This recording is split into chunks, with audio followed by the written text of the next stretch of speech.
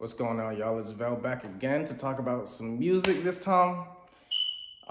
So I have the Geto Boys by Geto Boys.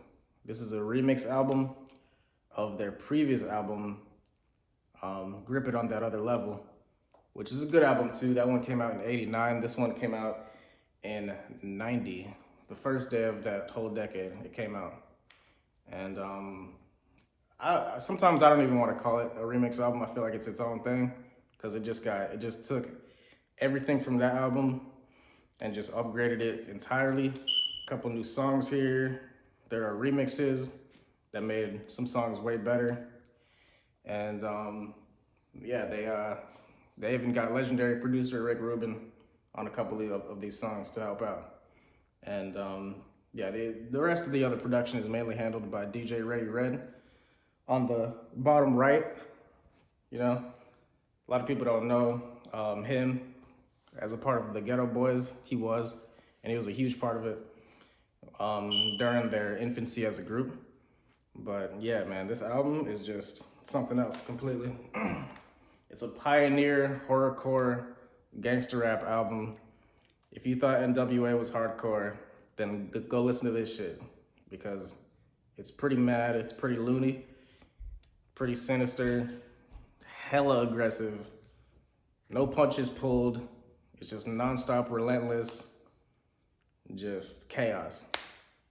And yeah, even just from the opening track, fuck them. You know what to expect. You know what type of energy they're on, and yeah, it's really, for the time it came out, man, it sounds pretty insanely good. I mean, it's still rough, of course, here and there, but what they were doing lyrically and instrumentally, I gotta give them their flowers for the time it came out, for sure. These beats are fire to this day, and that's 34 years later.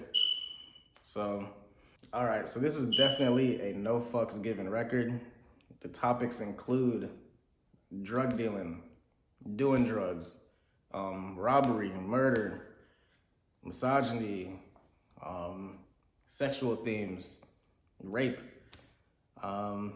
It's really not glorifying it the way I look at it. I feel like it's a cautionary tale. Like a lot of these songs have narratives in them that's where it's like at the end of it, they're like, it's not serious.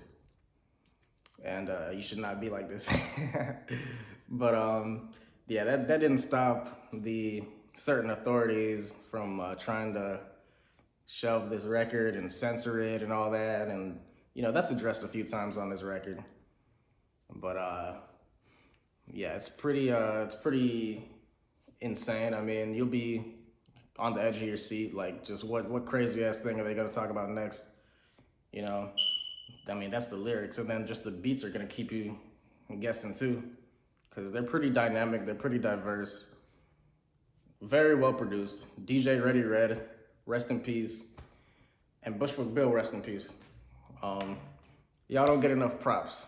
I mean, especially DJ Ready Red. It's like, he's really one of my favorite producers, and man, he was really good at making just these funky ass, well produced beats that are kind of danceable, but kind of like boom bappy at the same time, and just like funky.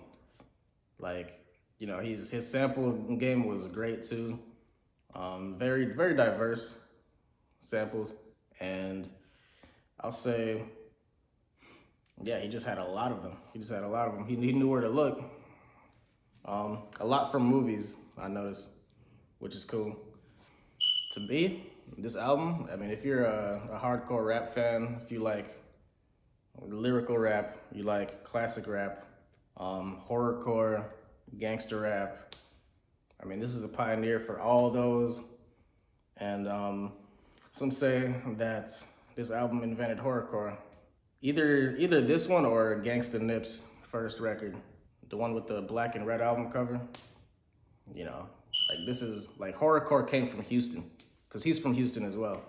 So some bloodstained minds down there at that time.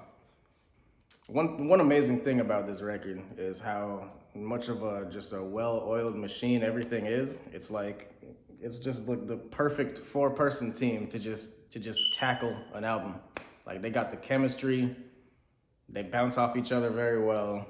Like it comes together smooth, and like the performances are just very incredible. It's like it's almost like an act, like they're acting in a movie or something. Like it's crazy, but yeah, you can't go wrong listening to this. It's actually incredible. I mean, I gotta give it a 9.5 because it's just one of the best rap albums ever, in my personal opinion. You know, a lot of rappers took from this, even if they don't even talk about it that much. Rappers of the 90s, back then, rappers back then heard a lot of rap. And I'm sure they heard this and took notes from it. On how to flow, on how to produce, all that. So, shout out Willie D, Scarface, aka Action. Rest in peace, Bushwick Bill. DJ Ready Red. I'm a fan of you. Rest in peace. Y'all did your thing. Y'all some pioneers. And this album is incredible. I like how y'all didn't give a fuck about anything and y'all just did what y'all were gonna do. And you made a good piece of art out of it. And despite this, attempts at censorship and all that, in the research for making this video, I found out the label didn't even want to release it. But yeah, it's just, it's like the Wild West. It's crazy, full of action. It's just wild as hell. It's fun to listen to. It's entertaining. It's dark. It's funny too sometimes, just cause how just outlandish it is. And yeah, man. Y'all let me know what you think about this album. If I inspired you to go listen to it, then just let me know if you like it too. If you dislike it, your pros and cons, just let me know. So yeah, it's been Velar TV. This is Vel or Chris, and I'm out of here.